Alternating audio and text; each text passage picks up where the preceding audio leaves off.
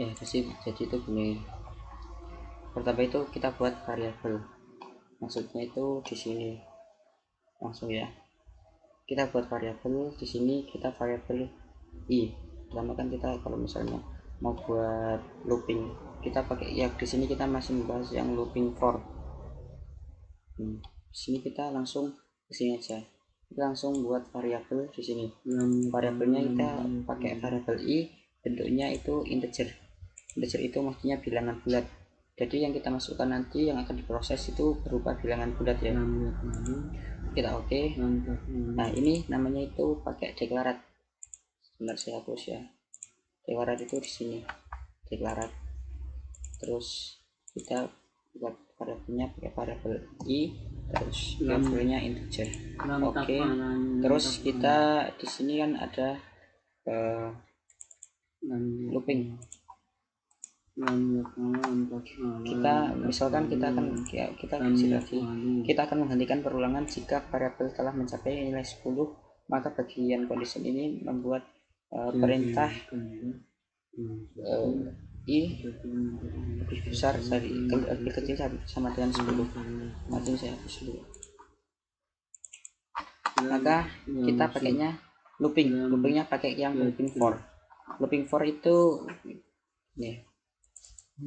Nah, terus kita itu di setting yang mau dieksekusi, kita tadi udah membuat variabel i, terus start value. Kita akan menghentikan perulangan jika variabel telah mencapai nilai 10. Berarti itu maksudnya di sini ya 10. Kalau di tugasnya kan kita 6 ya, di sini 6. Kayak 6. Terus kita di sini pakai 1 aja. Start value-nya maksudnya itu yang pertama.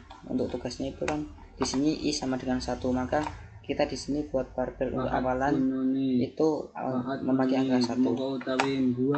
Terus di sini bagian yang digunakan proses variabel agar bisa memproses ulangan, memproses variabel. Ya ini maksudnya itu di sini.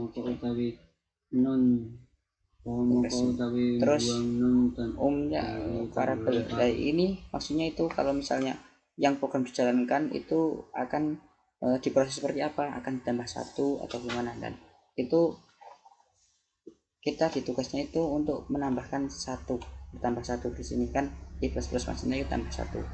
Tambah 1 itu kita tuliskan di sini 1 ya. Kita lalu kita oke. Terus di situ kita cari apa yang akan dikeluarkan. Kalau di sini kan yang dikeluarkan cout maksudnya yang keluaran itu berupa angka 1, maka kita pakai ini, diklik di sini itu buat output itu kita cari angka 1. Oke. Lalu ini siap dijalankan. Nah, maka akan membuat angka 1 sampai angka 6 itu ya. Masih ada waktu, masih 3 menit ya, masih lama. Terus nah maksudnya ini apa ya, jadi kita akan tadi memproses angka 1 di sini masuk dari sini ya. Angka 1 itu maksudnya angka sini, angka 1 proses masuk ke sini, terus ke proses 1 ini diproses ke sini. Kalau 1 kan 1 itu kan 1 ditambah 1 kan masih angka, sebentar, 1 gitu kan masih di antara rentang 1 sampai 6, maka akan diproses sini lalu akan mengeluarkan output berupa angka 1. Terus dimasuk ke sini lagi, angka 1 itu kan masih di sini diproses 1 tambah 1, karena tadi di sini kita step nya itu pakai angka 1. 1 tambah 1 kan 2 diproses 2 kan masih di antara rentang 1 sampai 6, lalu akan masuk diproses di sini. karena angka 2 masih di antara 1 sampai 6, maka kan bisa diproses dan mengeluarkan output. Angka 2 tadi dimasuk ke sini lagi. Jadi perulangannya itu di sini, masuk terus, di sini masuk. Kalau misalnya masih memenuhi persyaratan, akan mengeluarkan output. Masuk diproses, keluar mengeluarkan output. Nah, gitu.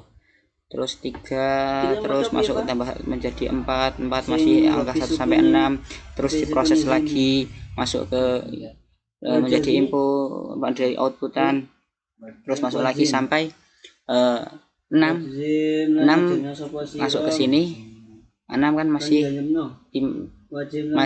di antara 1 sampai 6, masuk ke sini masih mengeluarkan output, terus masuk ke lagi angka 6, sudah 6 di sini ditambah 1 kan hasilnya sudah 7, dan angka 7 itu tidak termasuk dalam rentan antara 1 sampai 6, maka sudah tidak bisa diproses, tidak bisa ke sini lagi, tapi langsung ke sini, langsung menjadi akhiran. Maka di sini terbentuk angka 1 sebanyak 6 kali gitu ya. Lawan tanda sukun mudhari'an ing